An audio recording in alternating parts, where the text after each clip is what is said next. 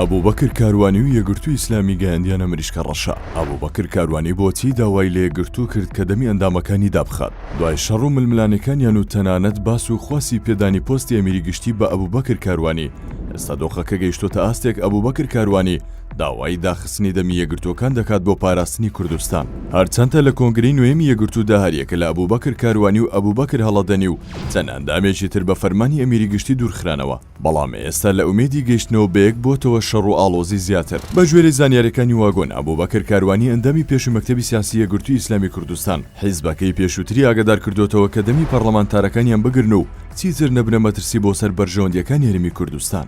هەرچەندە ئەبوبەکر کاروانی ناوی هیچ پەرلەمانتارێکی بەڕوونی نەهێنەوە، بەڵام هەریەکە لە شێرکۆ جەودەت و مستەفا عەبدوڵڵا و موسەنە ئەمین ناویان لە ناوانەدایە کە ئەبوبەکر کاروانی بە ئامانجی گرتوون و بە مەترسی زانیون بۆ سەر کوردستان.